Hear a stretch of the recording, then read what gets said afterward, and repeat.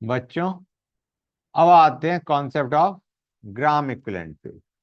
हमें बताया supposing A and B combine या react to give C and D.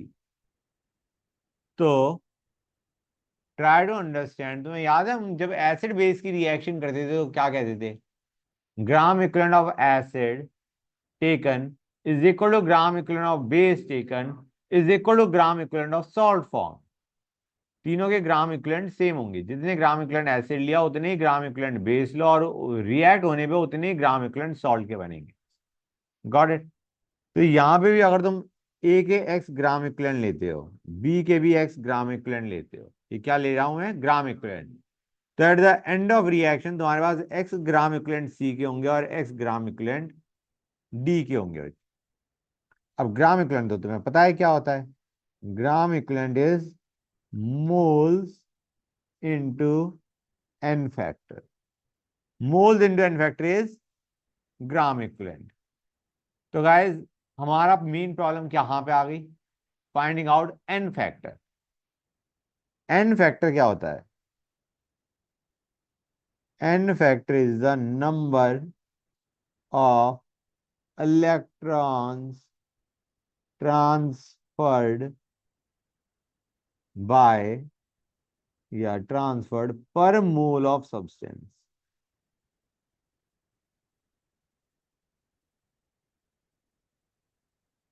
Okay बच्चों, स्टेटमेंट ज्यादा क्लियर नहीं हुई होगी, although it is a simple statement, लेकिन ये अभी पूरी क्लियर नहीं हुई होगी। तो late us go on two example FeSO4। Guys मुझे बताओ, सल्फर किस ऑक्सीडेशन स्टेट में बैठा है? +6। तो सल्फर तो ऑक्सीडाइज नहीं हो सकता। अगर हमें ऑक्सीडेशन करना है तो किसका होगा? Fe का। Fe कहां से कहां जाएगा? अभी कहां पे है? +2 पे है। +3 पे जा सकता है? जा सकता है। तो ये Fe जो है, it will go from +2 to +3। Now to find out the n factor for this. ये मैंने ऑक्सीडेशन करा है, FeSO4 का ऑक्सीडेशन, मतलब एज रिड्यूसिंग एजेंट हम बात कर रहे हैं। ऑक्सीडेशन इसका हो रहा है, मतलब it is acting as a reducing agent. As reducing agent Fe +2 से +3 जा रहा है। अब यहाँ पे एक काम करो, हाफ रिएक्शन को बैलेंस कर लो। हाफ रिएक्शन को बैलेंस कर लो। तो गाइस, कितने इलेक्ट्रॉन ऐड करोगे और किधर ऐड करोगे? एक इलेक्ट्रॉन ऐड करोगे, +C साइड में ऐड करोगे। तो मुझे बताओ, एक Fe2+ के लिए कितने इलेक्ट्रॉन्स का ट्रांसफर हो रहा है? एक Fe2+ के लिए, Fe2+ के लिए कितने इलेक्ट्रॉन का ट्रांसफर हो रहा है एक Fe2+ के लिए? एक इलेक्ट्रॉन का। ये बैलेंस ही तो इक्वेशन है guys. 1 Fe2+ is giving 1 Fe3+ plus electron. समझ गए गाइस? तो Fe2+ के लिए फैक्टर क्या होगा? इलेक्ट्रॉन ट्रांसफर कितने हैं? 1। और Fe3+ के लिए फैक्टर क्या होगा? Again 1। Electron transfer just the magnitude guys, there is no need for sign. मतलब डू यू रियलाइज Fe2+ के लिए भी एन फैक्टर 1 है, Fe3+ के लिए भी एन फैक्टर 1 है बच्चों। कोई डाउट यहां तक? हाँ, नहीं नहीं, मतलब ये हमारा इस रिएक्शन के लिए है, उसको इंडिविजुअली ब्रेक मत करो कि Fe3+ की तो बात ही नहीं हो रही, एक तरीके से Fe2+ की बात हो रही है। इट इज गिविंग Fe3+, लेकिन मैंने बता दिया इन फैक्टर दोनों के लिए ही क्या है? 1। अब ये था जब हम FeSO4 का क्या कर रहे थे? ऑक्सीडेशन। अगर FeSO4 का रिडक्शन करना है तो क्या होगा बच्चों? रिडक्शन होने पे तुम कह सकते हो सल्फेट का भी रिडक्शन होना चाहिए, +6 में है। फॉर द टाइमिंग छोड़ दो उसे।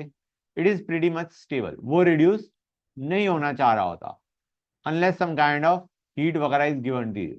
डिकम्पोजिशन करोगे तो कुछ हो जाएगा, अदरवाइज नहीं। आयरन रिड्यूस होएगा तो क्या देगा? Fe+2 पे ऑलरेडी है, तो अगर रिड्यूस करना चाहोगे तो किस पे जाएगा? 0 पे जाएगा। नॉर्मली तुम्हारा +2 से किस पे जाएगा? 0।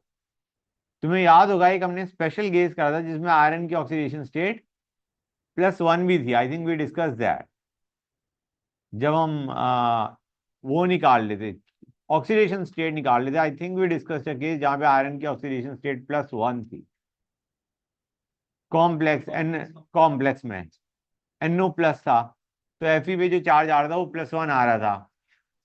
हाँ हाँ, तो गाइस उसको छोड़ दो, that was a special case. Normally +2 को अगर रिड्यूस करोगे तो किस में जाएगा बच्चों? 0 में जाएगा। इन दैट केस तुम इलेक्ट्रॉन्स कहां पे ऐड करोगे और कितने ऐड करोगे? Right, 2 electron left hand side में ऐड करोगे। तो Fe2+ के लिए फैक्टर क्या है? 2। और Fe के लिए फैक्टर क्या है? 2 ही है। ये बच्चों को लग रहा होगा सर आप दो क्यों बार बार डिस्कस कर रहे हो, अभी क्लियर हो जाएगा थोड़ी देर बाद। It will take some time, लेकिन उसके बाद it will be clear to you why I am talking about both of them at the same time. H2CO4, ये तुम्हें पता है क्या होता है? गुड। और उसमें से H बाहर निकाल दोगे, दोनों H बाहर निकाल दोगे तो क्या बचेगा? और ये क्या है? Oxalate ion, oxalate ion. Fine बच्चों, तो जो C2O4 2- है वो ऑक्सीडाइज होता है। वो क्या होता है बच्चों? ऑक्सीडाइज होता है। और किस में जाएगा? कार्बन मैक्सिमम ऑक्सीडेशन स्टेट कहां पे जा सकती है? +4, +4 में जाता है, CO2 में जाता है। समझ गए गाय? अब तुम्हें याद होगा मैंने अभी बैलेंसिंग में क्या कहा था, half reaction ion electron method से बैलेंस करो इसे। सबसे पहला काम क्या करोगे गाय? पहले कार्बन को बैलेंस करेंगे, फिर ऑक्सीजन या हाइड्रोजन को बैलेंस करेंगे। ऑक्सीजन बैलेंस है, हाइड्रोजन की जरूरत नहीं। Got it guys? अब इलेक्ट्रॉन बैलेंस करो, कितने इलेक्ट्रॉन ऐड करोगे, किधर ऐड करोगे? 2 CO2 की साइड में 2 इलेक्ट्रॉन ऐड करोगे। अब मुझे बताओ बच्चों, C2O4 2- के लिए एन फैक्टर क्या है? 2। और CO2 के लिए एन फैक्टर क्या है? 1। क्लियर हुआ है नहीं हुआ? क्योंकि 2 CO2 में 2 इलेक्ट्रॉन्स का ट्रांसफर हो रहा है, तो पर CO2 कितने इलेक्ट्रॉन्स ट्रांसफर हो रहे हैं?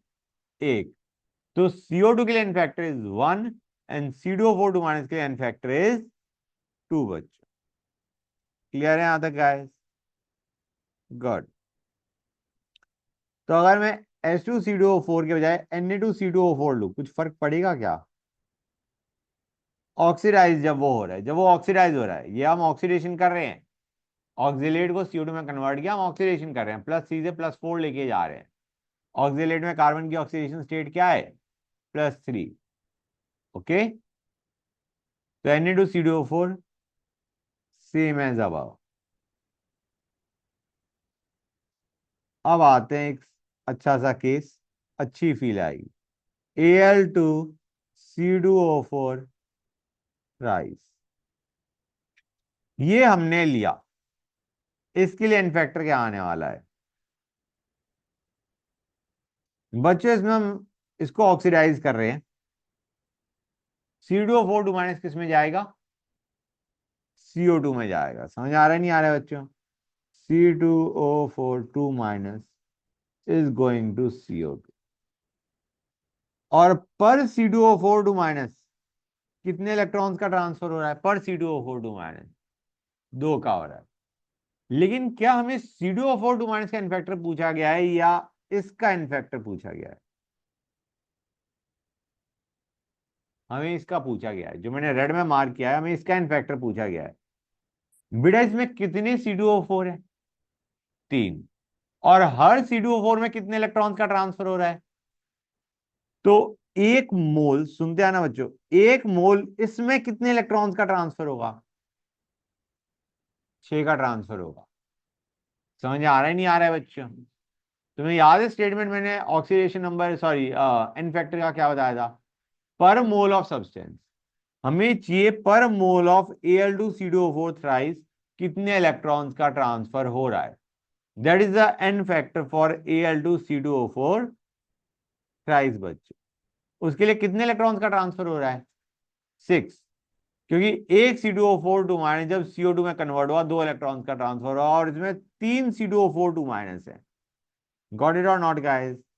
तो इसके लिए n factor is going to be 6 बच्चों। समझ में आया नहीं आया?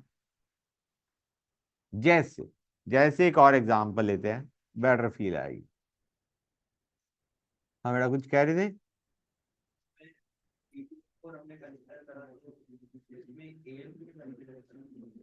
एल हमारा फर्दर ऑक्सीडाइज हो सकता है क्या?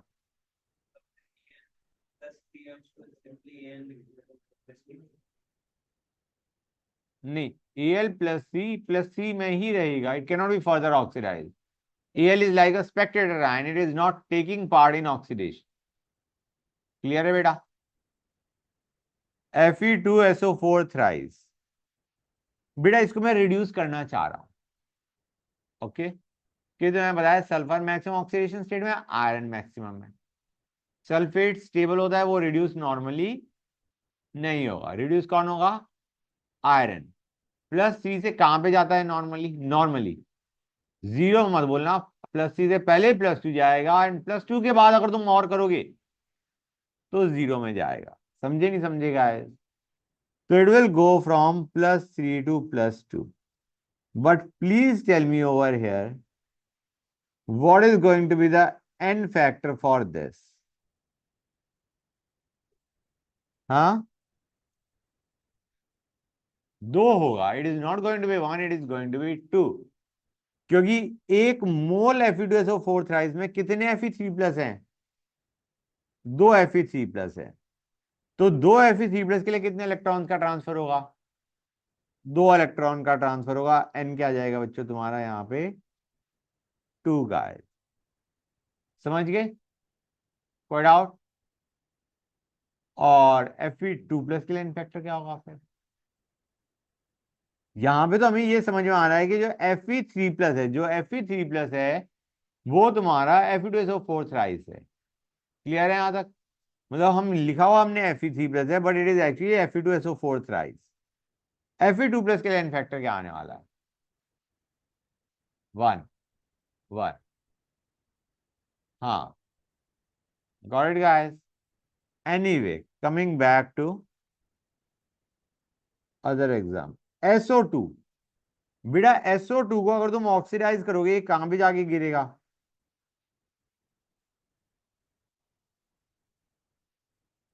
अगर हम इसे ऑक्सीडाइज करेंगे तो ये कहां से कहां पे जाएगा? 4 से 6 पे जाएगा।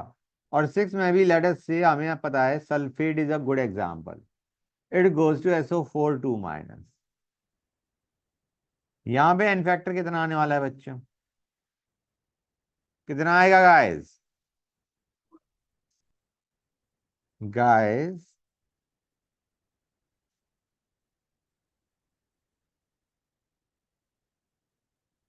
You have to balance. ये हो गया। क्या हुआ बेटा? यहां तक समझ गए बच्चों? तो अब ध्यान से देखना, बड़ी अच्छी चीज समझ आएगी। SO2 के लिए इन्फेक्टर क्या है? 2। सल्फेट के लिए इन्फेक्टर क्या है? 2। H+ के लिए इन्फेक्टर क्या है? 1/2। Number of electrons transferred per mole of substance. 4H+ के लिए 2 इलेक्ट्रॉन्स का ट्रांसफर हो रहा है, तो 1H+ के लिए हाफ इलेक्ट्रॉन का ट्रांसफर हो रहा है। समझ गए guys? Sure you got that? Good. हाँ तो लिख लो बेटा। अब आते हैं HI पे। बेटा बेटा HI को ऑक्सीडाइज करोगे तो आयोडीन मैक्सिमम कितने पे जा सकता है? +7 पे जा सकता है, राइट? लेकिन हम इसे मैं +7 तक नहीं भेजेंगे, हम इसे भेजेंगे सिर्फ I2 तक। ओके, ये बेसिक है। ऑक्सीडाइज मैं बहुत स्ट्रॉन्ग ऑक्सीडाइजिंग एजेंट ले लोगे तो किस में जाएगा? +7 +5 इनमें जा सकता है। लेकिन नॉर्मली अगर हमें माइल्ड ऑक्सीडाइजिंग एजेंट लेंगे तो ये I2 में जाके रुक जाएगा, -1 से 0। जरा बैलेंस करो इसे।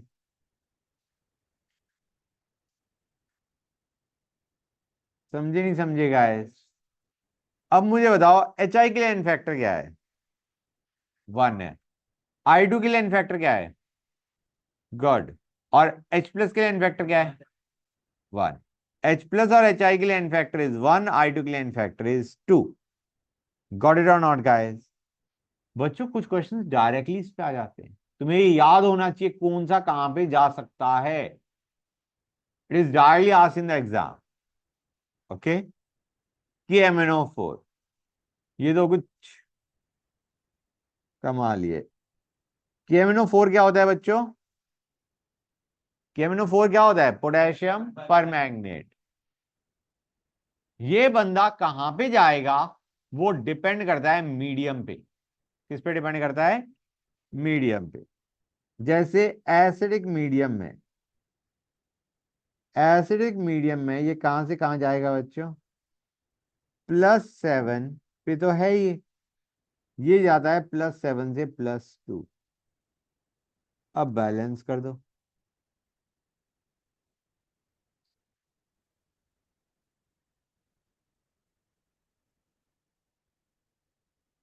Does this seam correct?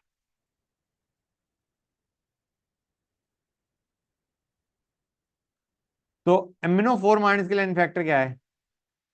5। Mn2+ के लिए फैक्टर क्या है? 2। और H+ के लिए फैक्टर क्या है? 5/8, नॉट 8/5, 5/8। समझ गए बच्चों? अब आते हैं, ये था एसिडिक में एल्कलाइन मीडियम, या हम एल्कलाइन के बजाय थोड़ी बेटर विसे dilute alkaline. Dilute alkaline medium में कहा जाएगा? इसमें it goes from MnO4- to MnO2।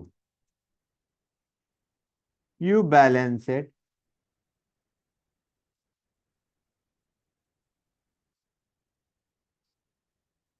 N factor क्या आने वाला है बच्चों? MnO4- या MnO2 दोनों के लिए एन फैक्टर क्या आएगा? 3 आएगा। अब आते हैं strongly alkaline medium. Strongly alkaline medium में गाइस एक चीज तुम्हें दिख रहा होगा, यहाँ पे हम तीनों ही केसेस जो लेंगे उनमें रिडक्शन हो रहा होगा कि मैंगनीज मैक्सिमम ऑक्सीडेशन स्टेट में बैठा है। समझ आ रहा है नहीं आ रहा है बच्चों? ये किस में जाएगा? MnO4- से जाएगा MnO4- में। एन फैक्टर क्या आएगा बच्चों? 1 आएगा। अब आते हैं MnO2 पे। MnO4- is done. MnO2 को रिड्यूस करोगे कहां पे जाना चाहिए? MnO2 किस पे है? +4 पे है। अभी तुमने कितनी ऑक्सीडेशन स्टेट देख ली मैंगनीज की? 2 +2। Mn2+, ऊपर देखो ना गाइस। Mn2+ में ऑक्सीडेशन स्टेट इज 2। MnO2 में ऑक्सीडेशन स्टेट इज +4। MnO4 2- में इज +6। MnO4- में इज +7। क्लियर है यहां तक? अच्छा गाइस, ये जो MnO4 है इसे क्या बोलते हैं? ये तो पर मैग्नेट था, तो ये क्या है? ये मैग्नेट है।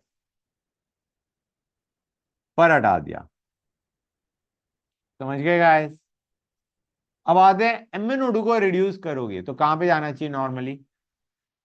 Mn2+ में भेज दो, अभी तो हमने देखा था। हाँ है ना? मतलब अगर तुम इसे रिड्यूस करते हो तो it will go from +4 to +2।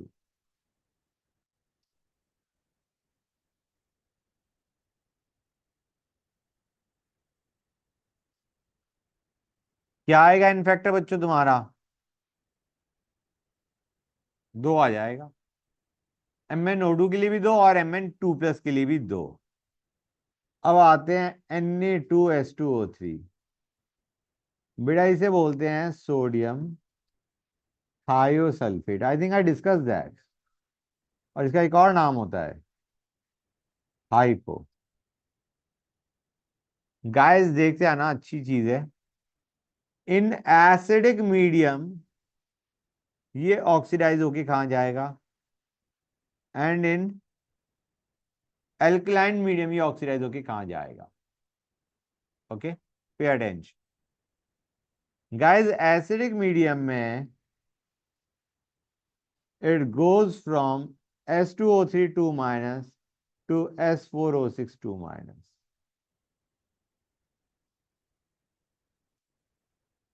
N factor क्या है गाइस,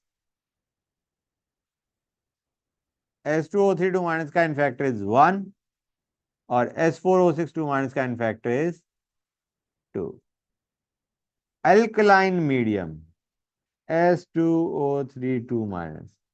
अच्छा गाइस, S2O3 2 माइनस में सल्फर की एवरेज ऑक्सीडेशन स्टेट क्या है? हाइपो में average oxidation state of sulphur 2 है, और S4O6 2 माइनस में 5/2 2.5। गुड। अब एल्कलाइन मीडियम में जब ये ऑक्सीडाइज होता है, दोनों ही हम ऑक्सीडेशन देख रहे हैं, ओके, ये जाता है SO4 2 माइनस में। तो जरा मुझे बैलेंस करके बताओ, what is going to the n factor for S2O3 2 minus and for SO4 2 minus. करो गाइस इसे खुद से। N factor for S2O3 2 minus and SO4 2 minus.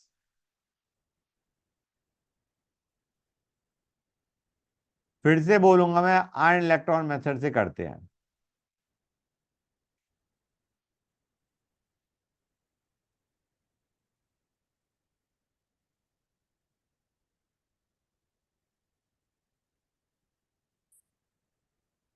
गलत।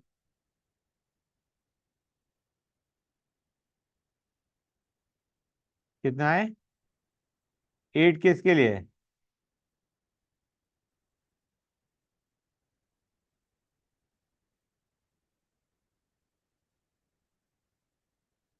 बच्चे का जब यार।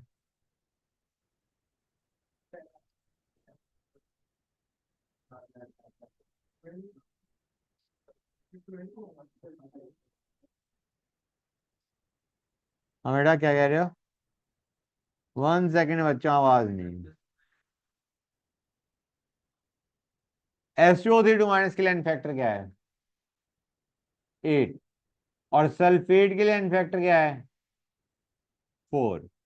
SO4 2 माइनस के लिए n factor is 4 and S2O3 2 minus के लिए एन फैक्टर इज 8। अब आते हैं K2Cr2O7। बेटा इसमें क्रोमियम मैक्सिमम ऑक्सीडेशन स्टेट में बैठा है या नहीं, जरा बताना मुझे।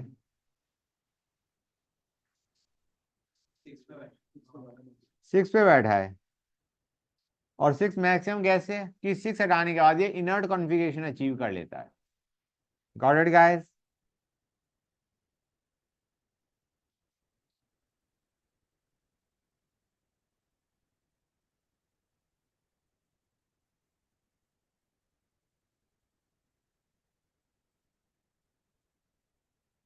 Cr2O7 2 माइनस के लिए फैक्टर क्या है? 6। और Cr3 प्लस के लिए? गुड। ये डाइक्रोमेट बोलते हैं, Cr2O7 2 माइनस को क्या बोलते हैं? डाइक्रोमेट। ओके। अब इसमें क्या इनफैक्टर होगा, बोलो गाइस?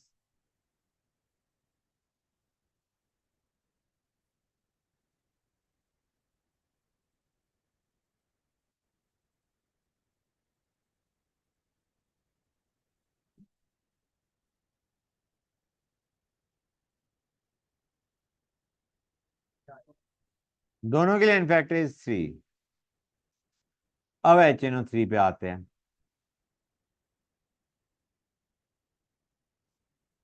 हाँ बेटा।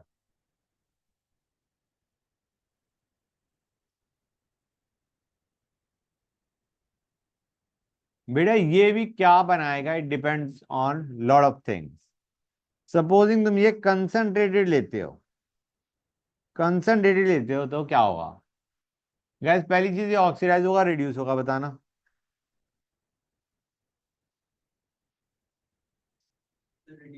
ये रिड्यूस ही हो सकता है और कुछ ही नहीं हो सकता। In fact it is a very strong oxidising agent. NO3 minus जाएगा NO2 में, अगर तुम कंसनट्रेटेड ले रहे हो। यहाँ पे जरा एन फैक्टर बताना मुझे क्या आएगा।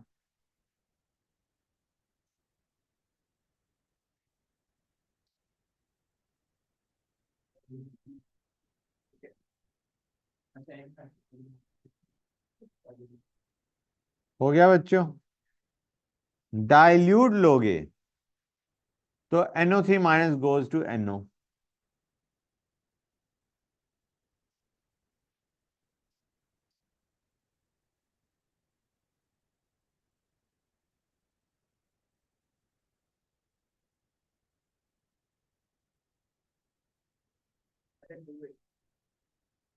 समझिएगा, क्लियर है यहां तक?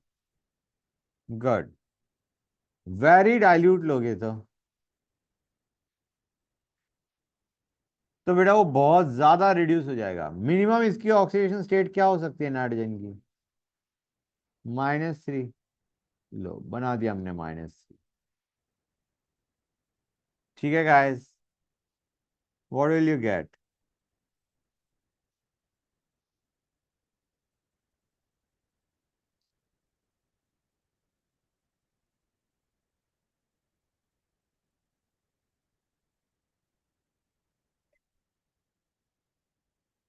और ये 10H+ है, माय मिस्टेक, ध्यान दिया। 10। हाँ बच्चों, क्लियर है यहाँ तक गाइस? अब आते हैं, यहाँ तक क्लियर हो गया हर एक बच्चे को? H2O2। Let us go on to H2O2। बेटा ये ऑक्सीडाइज भी हो सकता है, रिड्यूस भी हो सकता है, क्योंकि -1 पे बैठा है ये बंदा। कौन? ऑक्सीजन। ऑक्सीजन को अगर रिड्यूस करोगे तो किस में जाएगा? -1 पे बैठा है, -2 में भेज दो, उससे नीचे वो नहीं जा सकता। H2O, -2 का मतलब H2O। गाइस यहाँ पे तुम्हारा इन फैक्टर क्या आने वाला है?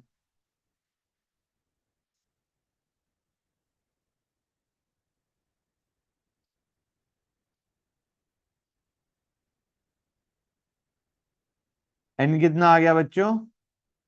2। अब H2O2 को हम ऑक्सीडाइज करते हैं। ऑक्सीजन किस में है? -1 में। ऑक्सीडाइज करोगे नॉर्मली किस में भेज दो? 0 में भेज दो। That's good. O2।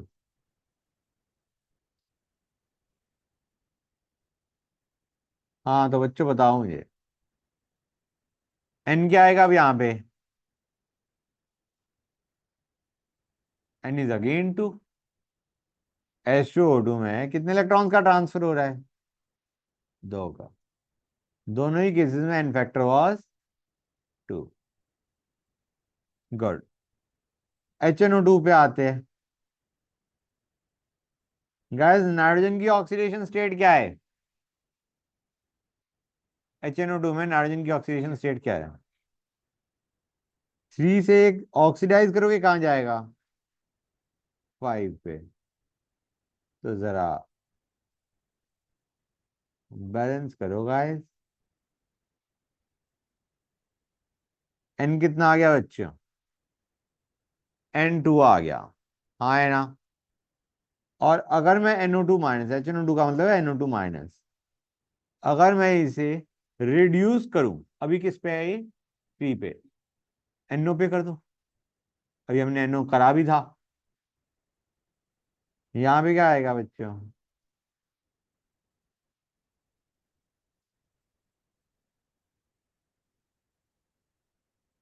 N कितना आएगा बच्चों? 1। स्पेशल गेस, ये जेई में आ रखा है और बच्चे भूल जाते हैं। FeC2O4। बेटा तुम इसको ऑक्सीडाइज करोगे तो किसका ऑक्सीडेशन होगा?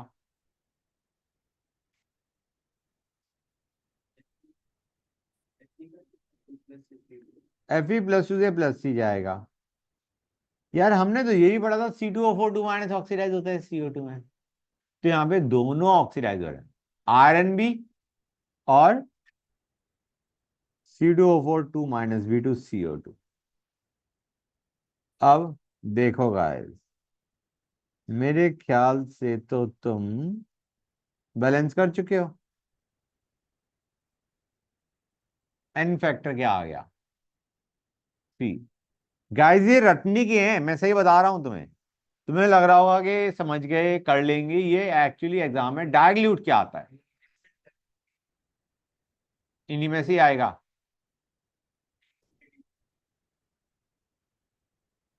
जैसे अगर हमें KMnO4 दे रखा है, वो तो रिड्यूस होएगा। तो ऑब्वियस सी बात है, अगर KMnO4 क्या ये दे रखा है तो ये ऑक्सीडाइज होएगा, कि MnO4 minus will definitely get reduced. In that case इसका ऑक्सीडेशन होना है, तुम्हें ये पता होना चाहिए इसका ऑक्सीडेशन हुआ तो कहां पे जाएगा, और n factor for the same. Clear है गाइस? तो एक काम करते हैं, इसी क्वेश्चन को थोड़ा टफ कर देते हैं। FeHC2O4 ट्वाइस, इसके लिए एन फैक्टर क्या होगा?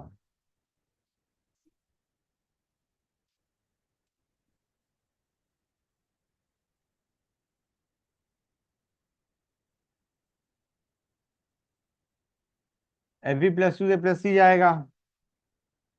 और ये कार्बन किस ऑक्सीडेशन स्टेट में है? इधर लेफ्ट साइड में।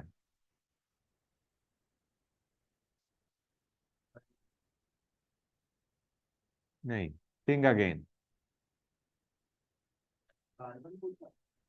हाँ, कार्बन। तुम्हें देखो आयरन पे चार्ज क्या रहा होगा? +2। मतलब एक H3O4 पे चार्ज क्या होगा एक पे? -1। अब कार्बन निकाल लो।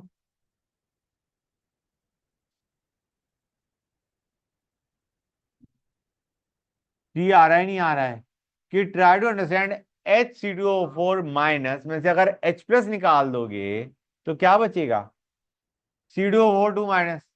तो ये वही है जो हमारा ऊपर था। हाँ बेटा। हाँ, H3O4। मैं कह रहा हूं यहां से तुम रिलेट कर सकते हो, H3O4 पे चार्जेस -1। अब तुम H+ बाहर निकालोगे तो C2O4 पे चार्ज क्या बचेगा? -2। It is the same as above. लेकिन एन फैक्टर क्या होगा यहाँ पे, जरा बताना मुझे बच्चों। What is going to be the n factor?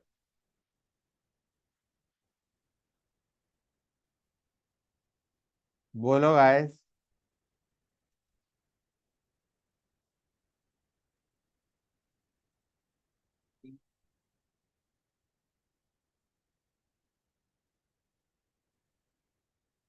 H add करना भूल गए?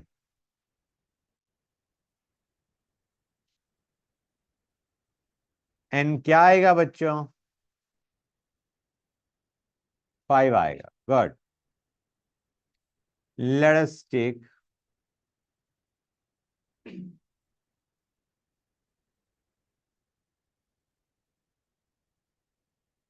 अभी तक हमने किया था ये कुछ और ही है। ओके, रिएक्शन इंपॉर्टेंट है। इसमें मुझे बताओ ऑक्सीडेशन किसका हो रहा है, रिडक्शन किसका हो रहा है?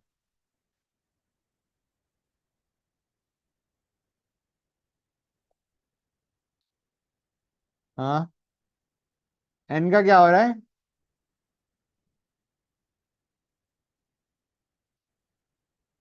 कहां से कहां जा रहा है नाइट्रोजन?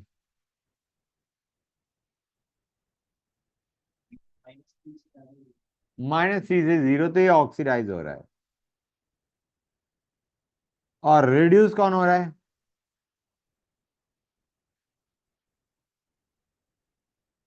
बताओ बच्चों। अगर ये ऑक्सीडाइज हो रहा है तो रिड्यूस कौन हो रहा है? क्रोमियम। कहां से कहां जा रहा है? 6 से 3 जा रहा है। गुड। ये रिड्यूस हो रहा है। एक और एग्जांपल देखते हैं, NH4NO2। ये मैंने शायद रिएक्शन करवा रखी है तुम्हें। हाँ, बस यही करना था इसमें। गाइस इसमें मुझे बताओ कौन ऑक्सीडाइज हो रहा है, कौन रिड्यूस हो रहा है? +4 या +3? ये जा रहा है 3 से 0, रिड्यूस हो रहा है। NH4NO3। हाँ बेटा।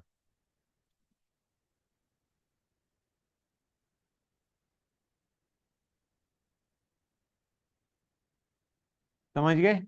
इसमें देखो, नाइट्रोजन कहां से कहां जा रहा है?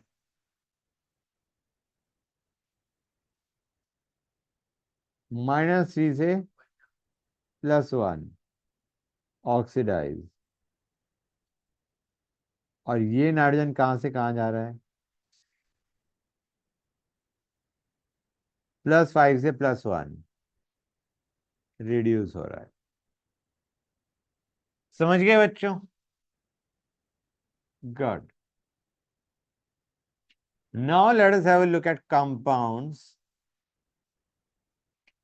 acting as acids and reducing agents। वो एसिड की तरह भी ऐड कर रहे हैं और ऑक्सीडाइज भी हो रहे हैं। मतलब दोनों चीजें हो सकती है, डिपेंड करता है कि रिएक्शन में तुम उसका एसिडिक बिहेवियर ऑब्जर्व करोगे या उसका ऑक्सीडाइज होने की टेंडेंसी ऑब्जर्व करोगे। जैसे H2C2O4। H2C2O4 क्या था हमारा? Oxalic acid. इसका एन फैक्टर एसिड क्या होगा बच्चों?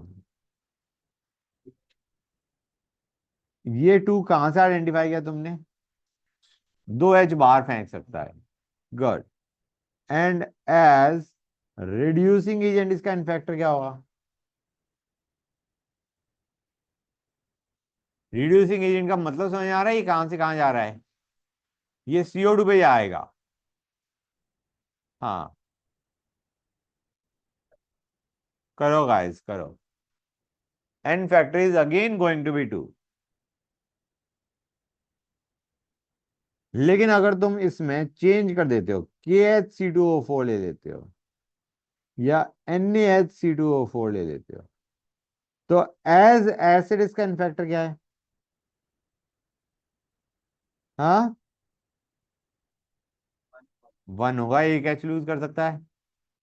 एंड एज रिड्यूसिंग एजेंट इसका एन फैक्टर क्या होगा?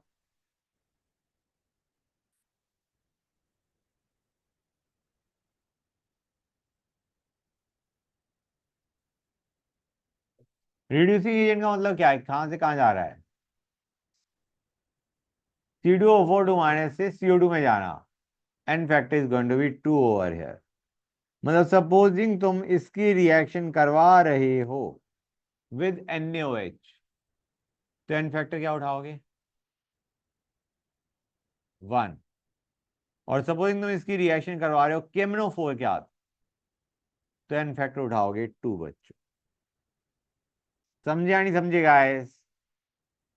Good. We are done with a lot of topics.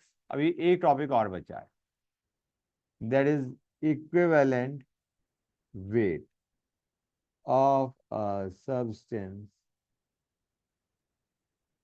undergoing disproportionation। Guys अभी तक जो हमने किया उसमें इन्फेक्टर इजीली निकल गया। यहां पे हमारा इक्विवेलेंट वेट पूछा गया है। Actually the problem is not in equivalent weight, it is in n factor when the substance is going disproportionation, it is showing disproportionation, तो एन फैक्टर निकालना बिकम्स डिफिकल्ट। ठीक है बच्चों? इक्विवेलेंट वेट का तो फॉर्मूला वही रहेगा, molecular mass by n factor. The problem lies in n factor निकालो for a substance going undergoing disproportionation, that is the problem. तो यहां पे जो एन हम लेते हैं that is n effective, and it is actually 1/N1 + 1/N2 बच्चों, where N1 is the N factor for it's getting oxidized, and this is for it getting reduced, बच्चों. N1 and N2 are the N factor for oxidation and reduction half. Clear है यहां तक guys? तो जैसे example लेते हैं, Br2 giving Br minus plus BrO3 minus. Guys कैसे निकालोगे तुम N इफेक्टिव? पहले इसको लो, फिर इसको लो, और फिर इन दोनों में N फैक्टर निकालो और इस फॉर्मूले में पुट कर दो. बताओ गाइस क्या होगा? Br2 गिविंग Br माइनस, इसके लिए N फैक्टर क्या आने वाला है? यहां पे आ जाएगा 2, और यहां पे क्या आएगा बच्चों? स्पीड से करो गाइस. हाँ, 10 या कुछ और आ रहा है? 10 आ रहा है. गुड. तुम्हारा 1/n effective will be 1/2 plus 1/10. n effective कितना आ जाएगा बच्चों?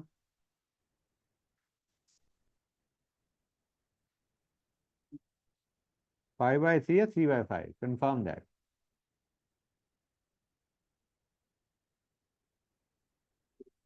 गाइस एन इफेक्टिव की याद कर रहा हूँ, 1/n इफेक्टिव की याद नहीं कर रहा. तो इक्विवेलेंट वेट क्या होगा ब्रोमीन का? It will be molecular mass of bromine by n factor, which is 5/3. समझ में आया नहीं आया बच्चों? That is good.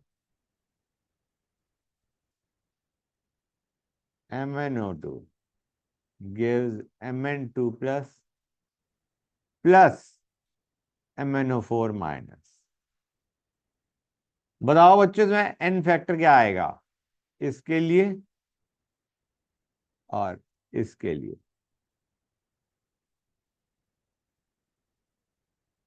एक ऑक्सीडाइज हो रहा है, एक रिड्यूस हो रहा है. पहले वाला रिड्यूस हो रहा है, दूसरा वाला ऑक्सीडाइज हो रहा है. This is oxidation, this is reduction. Sorry, this is oxidation, this is reduction. समझ गया बच्चों? तो please tell me what is the n factor इसमें?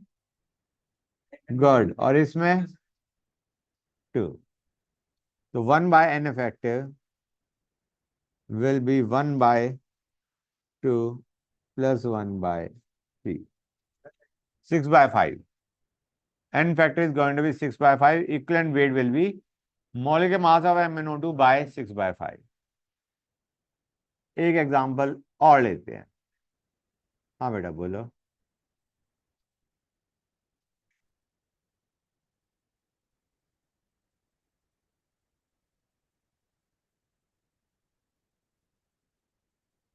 बताओ बच्चों.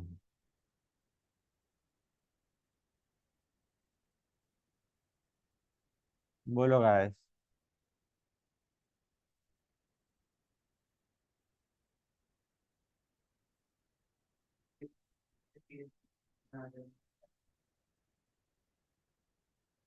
कितना आ जाएगा बेटा?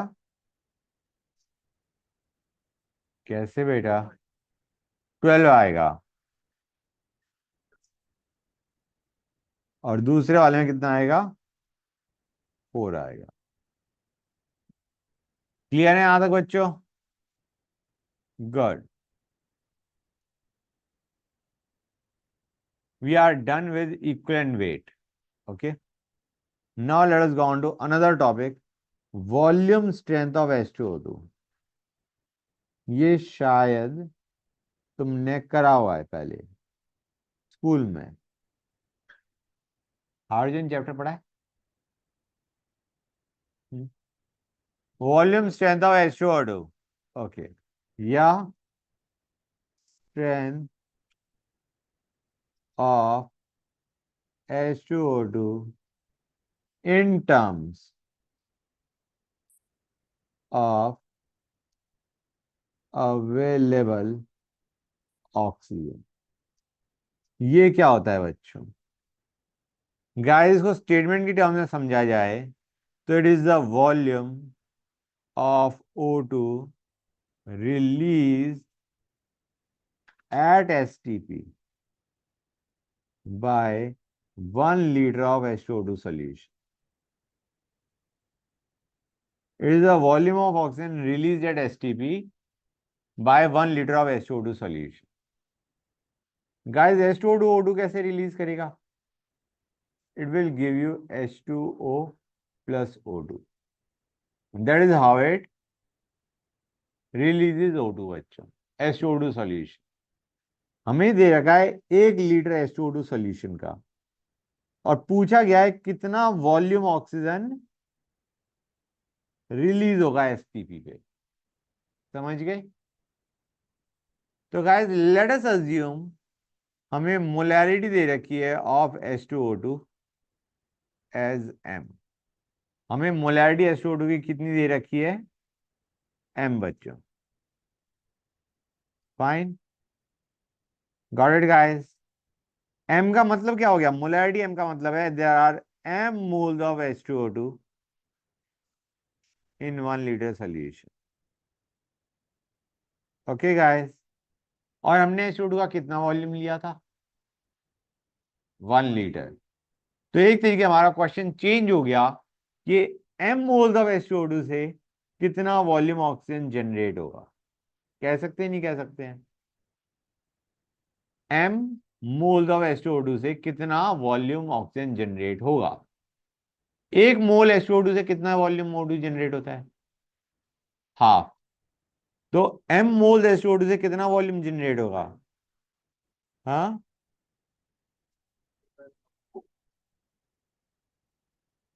एक मोल H2O2 से, एक मोल H2O2 से कितना ऑक्सीजन जनरेट होता है? ये स्टेटमेंट, ये क्या समझ नहीं आया बेटा? मोलैरिटी ऑफ H2O2 हमें दे रखा है M मोलर, ये मान के चल रहा हूं। ओके, और हमें पूछा क्या गया था? हमें पूछा गया था 1 लीटर H2O2 से ऑक्सीजन कितना जनरेट होगा। अब मोलैरिटी M है तो क्या मैं कह सकता हूं you got M moles of H2O2 in 1 litre solution. Molarity को स्टेटमेंट की टर्म में बोला और कुछ नहीं किया। और हमें क्वेश्चन में 1 लीटर ही दे रखा था H2O2 का, तो एक तरीके हमारा क्वेश्चन बन गया M मोल्स ऑफ H2O2 से कितना वॉल्यूम ऑक्सीजन जनरेट होगा एट एसटीपी। क्लियर है बेटा? ये चीज समझ में आई नहीं आई? M मोल्स H2O2 से कितना वॉल्यूम ऑक्सीजन जनरेट हो रहा है। हम कहेंगे 1 मोल H2O2 से आधा मोल O2 जनरेट होता है, तो M मोल H2O2 से कितना मोल O2 जनरेट होगा? M/2 मोल। लेकिन हमें मोल्स ऑफ O2 नहीं पूछे गए, हमें पूछे गया है volume of O2 at STP into 22.4 कर दो। हमें बताए 1 mole occupies how much volume? 22.4। तो M/2 मोल कितनी वॉल्यूम ऑक्यूपाई करेगा? It will be M into 11.2। This is your volume strength of H2O2। ये फॉर्मूला है, मैंने अभी जो तुम्हें करवाया that is derivation of that formula. Clear है बच्चों? This is the formula that you have. कि तुम्हें मोलैरिटी ऑफ H2O2 दे रखी होगी, पूछेंगे what is the volume strength of H2O2 solution, तो मोलैरिटी इंटू 11.2 कर दो। समझ आया नहीं आया बच्चों? अगर तुम्हें वॉल्यूम स्ट्रेंथ दे रखा है तो एक तरीके तुम्हें मोलैरिटी दे रखी है H2O2 की, वॉल्यूम स्ट्रेंथ को तुम डिवाइड कर दो 11.2 से, तुम्हारा मोलैरिटी आ जाएगा। समझ आया नहीं आया बच्चों? Got it guys? Very good. Now in a way we are done with redox, except कि हमने अभी एक क्वेश्चन का मतलब जो थ्योरी पार्ट है वो हमारा खत्म हो चुका है। ओके गाइस, थ्योरी पार्ट हमारा सारा खत्म हो चुका है। एक चीज और बच्चों, यहाँ पे जितना भी मैंने अभी तक करवाया उसके अभी हम देखेंगे क्वेश्चन कैसे आ रहे हैं। ठीक है ना गाइस? नाउ इट इज, एक चीज याद रखना, जब भी तुम्हारा ऑक्सीडेशन या रिडक्शन होता है, ठीक है ना, मतलब एक चीज ऑक्सीडाइज हो रही है, एक चीज रिड्यूस हो रही है, then gram equivalent of oxidising agent is equal to gram equivalent of reducing agent. ठीक है ना बच्चों? मतलब जब भी तुम ऑक्सीडेंट और रिडक्टेंट की रिएक्शन करवाओगे, तो जितने ग्राम इक्विवेलेंट तुम्हारे ऑक्सीडाइजिंग एजेंट के लगे, उतने ही ग्राम इक्विवेलेंट तुम्हारे रिड्यूसिंग एजेंट के लगे। यहां तक किसी बच्चे को डाउट? ऑनलाइन वाले बच्चों, any doubt so far? Guys respond.